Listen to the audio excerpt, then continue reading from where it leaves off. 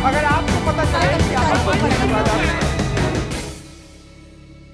बहुत बड़ा एक पॉलिटिकल इवेंट जो बन गया है, और उसका जो एक आउटरीच जो है वो पॉलिटिकल पार्टीज ऑपोजिशन के लिए एक वरी बन गया है। जी कांग्रेस ने 1949 से लेकर के अभी एक समय तक काफी एक टैसिट रोल प्ले किया इस मंदिर में। आप सोचिए कि आज कांग्रेस दुविधा में है कि हम इस मंदिर के उसमें जाए या ना जाए, डिस्पाइट द इन्विटेशन। क्यों? जी क्योंकि अगर जाते हैं तो मोदी की टर्फ पे खेलते हैं, और अगर नहीं जाते हैं तो गैर हिंदू कहलाते हैं।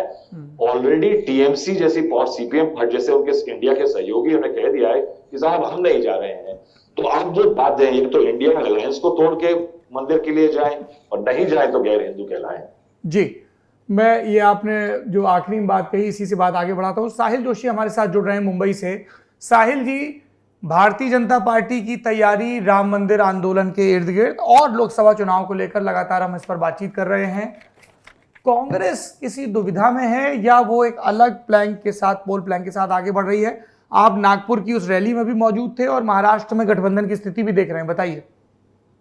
देखिए, कांग्रेस की दुविधा इस पर साफ नजर आ रही है, और कांग्रेस के पास फिलहाल कोई स्ट्रेटेजी नजर नहीं आ रही है कि इस पूरे जिस तरीके से राम मंदिर के इस विमोचन कहे या प्राण प्रतिष्ठा कहे या जो भी समारोह होने जा रहा है, उसके लिए जो बीजेपी और उनके सहयोगी दलों की तरफ से, बीएचपी या परिवार की तरफ से आप कह सकते हैं, जो एक ग्रैंड सेलिब्रेशन का प्लान किया जा रहा है। पूरे एक महीने तक इस तरीके से ग्रैंड सेलिब्रेशन चलेगा। पूरी मीडिया वहां पर पहुंच चुकी है ऑलरेडी। जो मीडिया में राम मंदिर पूरा छाया हुआ है, अलग अलग तरीके से उसका रिपोर्टिंग किया जा रहा है, बताया जा रहा है, ये सब जी। किया जा रहा है। नागपुर की रैली में आपको क्या दिखा? साहिल जी, मेरा सवाल यह है कि नागपुर की रैली में आपको कांग्रेस की क्या स्ट्रेटजी दिखी? आपने सब नेताओं के भाषण से इतर सुना। जी, वही मैं जो जिस तरीके से किया जा रहा है, यही सवाल हमने उनसे पूछा था। इसके लिए मैं सिर्फ बैकग्राउंड यहाँ पर देने की कोशिश कर रहा था कि आपके पास क्या स्ट्रेटेजी है। आप कह रहे हैं कि तैयार है हम, तो क्या इसके खिलाफ भी आप कुछ तैयार है? आप उसको किस तरीके से काउंटर करेंगे? क्योंकि बीजेपी की स्ट्रेटेजी साफ नजर आ रही है इसमें कि उन्हें क्या करना है। हालांकि कांग्रेस इसको लेकर थोड़ी कंफ्यूजन में मुझे ज्यादा नजर आई। जो राहुल अभी कह रहे थे कि उन्हें नहीं पता चल पा रहा है कि क्या उन्हें राम मंदिर के इस आयोजन में शरीक होना चाहिए, जिसके खिलाफ कांग्रेस की सरकार खड़ी हुई थी एक जमाने में।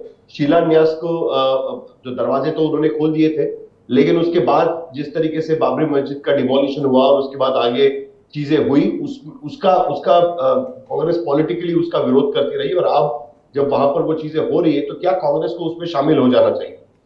सीपीएम की तरह कांग्रेस इस पर कोई भी ठोस भूमिका नहीं ले सकती। सीपीएम ये भूमिका ले सकती है क्योंकि सीपीएम पॉलिटिकली फिलहाल उनके पास कोई ज्यादा ये है नहीं कि जिसके वजह से कोई ज्यादा चीजें दांव पर नहीं लगी। लेकिन कांग्रेस के लिए वैसे ही उनका हिंदी बेल्ट में जो प्रदर्शन रहा है वो कुछ खासा अच्छा नहीं रहा है, और जहां पर यह मुद्दा चल सकता है। तो जब हमने कांग्रेस के नेताओं से इसके बारे में पूछा, वो एक किसी और लाइन पर चले गए कि राम सबके हैं, भगवान सबके हैं, इस मुद्दे को पॉलिटिसाइज नहीं किया जाना चाहिए, वगैरह वगैरह, इस बात को वो कहते रहे। लेकिन इसके काउंटर में जब पूछा गया तो उनके पास सिर्फ यही जवाब था कि हम लोगों के बेसिक मुद्दे उठाएंगे, हम बेरोजगारी के मुद्दे उठाएंगे, हम इकोनॉमी के मुद्दे उठाएंगे, बाकी सारे मुद्दे उठाएंगे।